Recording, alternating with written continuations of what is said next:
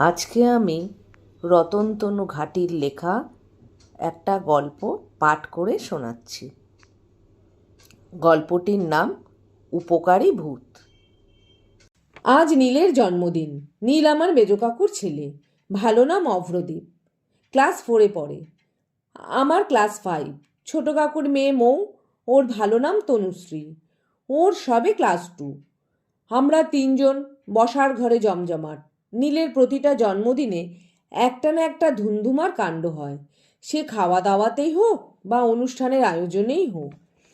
আর মেজো কাকুর মাথায় আসে ও নানা অবাক করা আইডিয়া। একবার আমার জন্মদিনে বাড়িতেই বসিয়েছিলেন ম্যাজিকের আসর। মঞ্চ তৈরি করে আলোর ঝিকিমিকি লাগিয়ে সে কি কাণ্ড! সেবার মেজো কাকুর বন্ধু ম্যাজিশিয়ান অভিষেক কাকু বিকেলেই বাড়িতে হাজির পুরো টিম নিয়ে। অভিষেক কাকু মেজো কাকুর সঙ্গে কলেজে পড়তেন। এখন ম্যাজিশিয়ান হিসাবে বেশ নামডাক।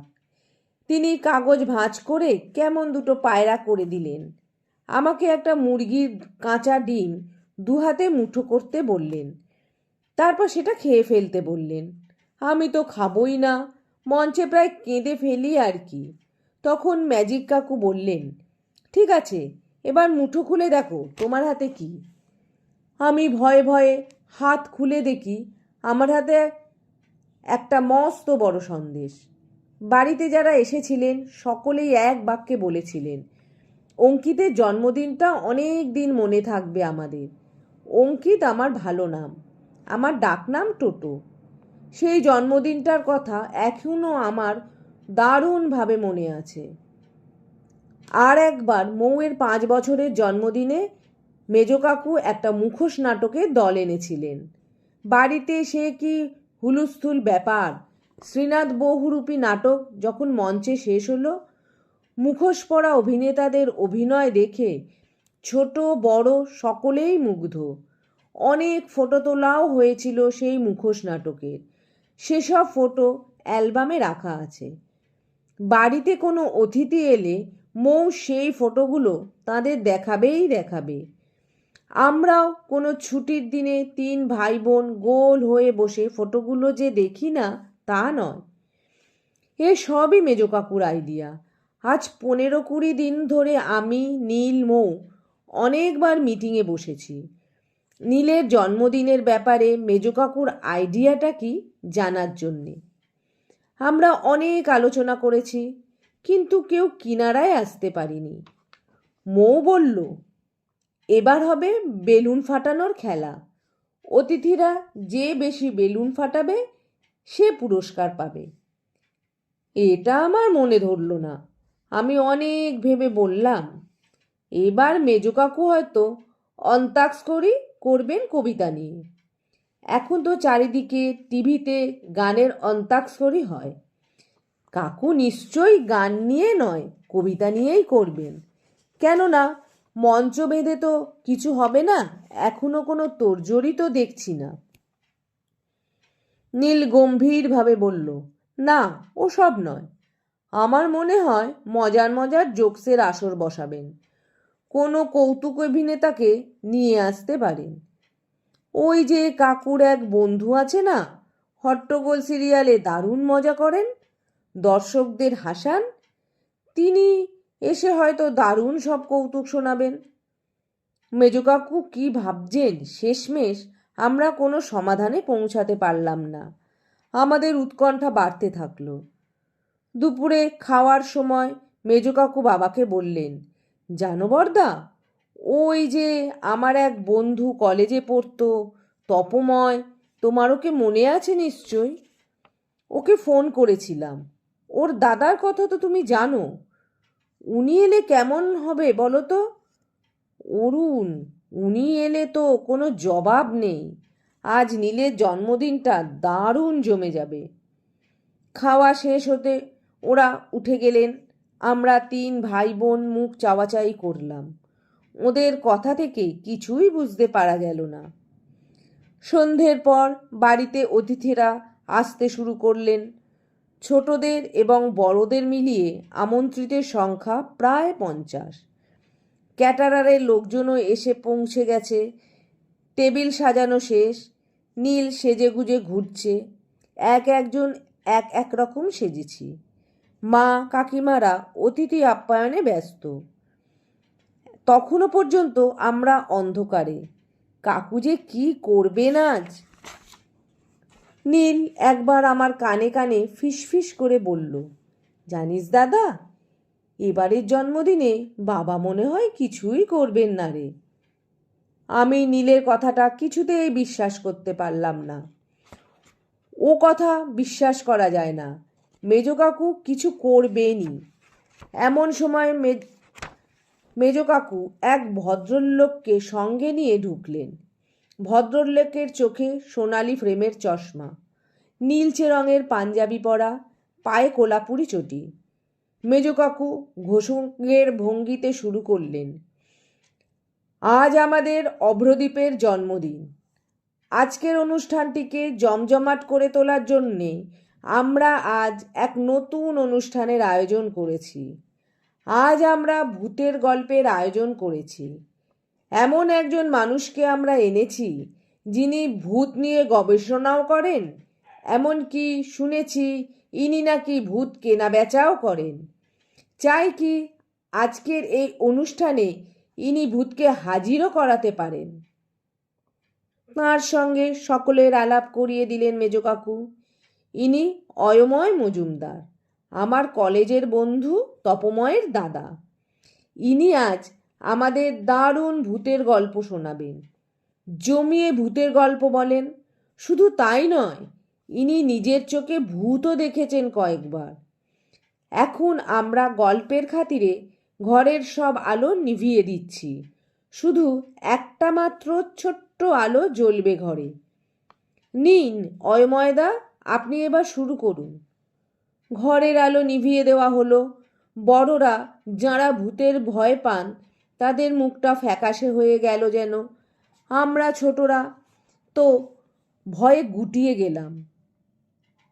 ঘরের আলো আঁধারি মাঝখানে দাঁড়িয়ে অয়ময় জেঠু নিচু গলায় অনেকটা বিনয়ের ভঙ্গিতে শুরু করলেন, অরুণ বাড়িয়ে বলছে আমার সম্পর্কে, তবে ভূত আমার প্রিয় বিষয়। ভূত কেনা বেচার ইচ্ছে আমার অনেক দিনের। দু একবার চেষ্টাও করে দেখেছি। লোকে ভূতকে এত ভয় পায় যে ভূত কিনতেই চায় না। একবার এক ভদ্রলোককে পেয়েছিলাম, তার বাড়ি। তিনি নাকি ভূতকে রোবটের মতো কাজে লাগাতে চান। তিনি বলতেন রোবটের কনসেপ্ট নাকি বিজ্ঞানীরা ভূতের থেকেই পেয়েছেন। তো যখন দরদাম সব ঠিক, হঠাৎ তিনি মারা গেলেন। তাঁর আর ভূত কেনা হলো না। তবে ভূত পোষার শখ আমার অনেক দিনের। আমাদের রাজ্যের সব বড় বড় শ্মশানে রাত বিরেতে ঘুরে বেরিয়েছি। গুনিনের সঙ্গে থেকে ভূত ছাড়ানোও দেখেছি কয়েকবার। প্ল্যানচেট করে কয়েকবার ভূতও নামিয়েছি। আপনাদের শুভেচ্ছায় অনেক জায়গা থেকে আজও প্ল্যানচেট করার ডাক পাই। তবে আমার অনেক দিনের শখ ছিল আমি নিজেই একটা ভূত পুষব বলে তিনি মেজো কাকুর কাছে জল খাওয়ার ইঙ্গিত করলেন। নীরবতা নেমে এলো গোটা ঘরে।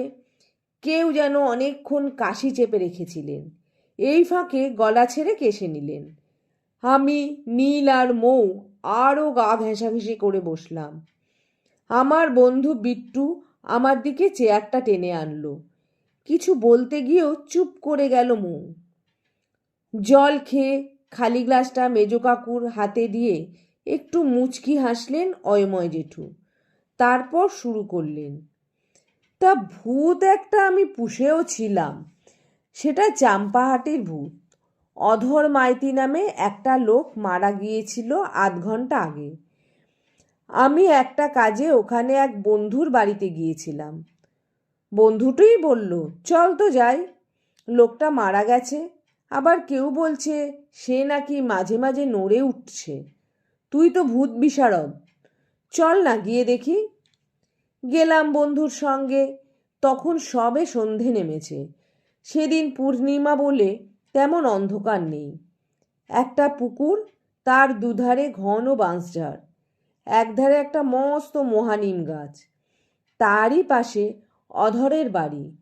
উঠোনে অধর শুয়ে আছে, একটা ময়লা বেড কভার দিয়ে ঢাকা অধর।